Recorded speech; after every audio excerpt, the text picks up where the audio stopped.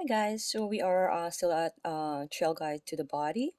Okay, and we are at page 189, presenting the muscles of the spine and thorax. Okay, so we have this image here. We have the superior nuchal line. Okay, we do have the spinous processes of C2. Please watch my other video with regards to spinous processes and transverse processes. Okay, I also did the vertebral column, the spine. We have the spinous capitis. We have the serratus posterior superior.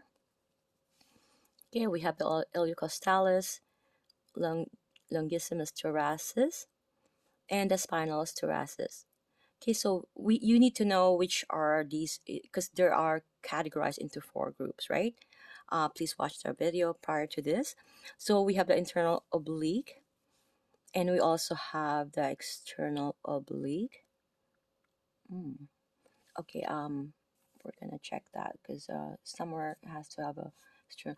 Okay, so rectus capitis posterior minor, we have the mastoid process. This is the insertion for uh, SEM, sternocleidomastoid. Rectus capitis posterior, insertion, sorry, not origin. Oblique capitis inferior, longissimus capitis, and we have here the spinal surfaces. This is really interesting muscles. Spinous process of C7. This is very prominent, the C7. If you can even feel your own C7, right? The spinous process. They're very unless you have a hump, you have like that. Uh, okay, so ilicostalis reflected from the longissimus, and we have the longissimus thoracic, and we have the spinalis thoracis. We have the transverse abdominis here. You see how the transverse abdominis, how the muscle fiber. So all the muscle fibers direction, you should be able to know. We're gonna go ahead and detail later on as well. Okay, so we have this thoracolumbar aponeurosis. I did a video with regards to connective tissue or fascia. So these are all the aponeurosis, right? This area is very protected, as well as in front. It has a very proneurosis, like a lot of connective tissue. Why? Because that area doesn't have any protection, like unlike this one has the ribs, right? The cage.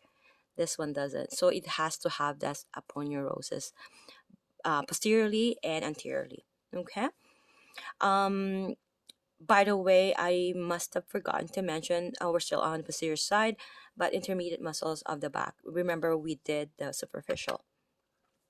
And last but not the least is the iliac crest. I can't wait to feature this area because being a doula, I wanted to have this permanent information as well, because like I said, our brain it's constantly pruning things that we no longer need. Whatever you read, whatever you studied, it's going to prune if you don't use them. So if you keep on using this on a daily basis, you will be able to have it as a permanent information. Okay, so I'll see you guys in the next video.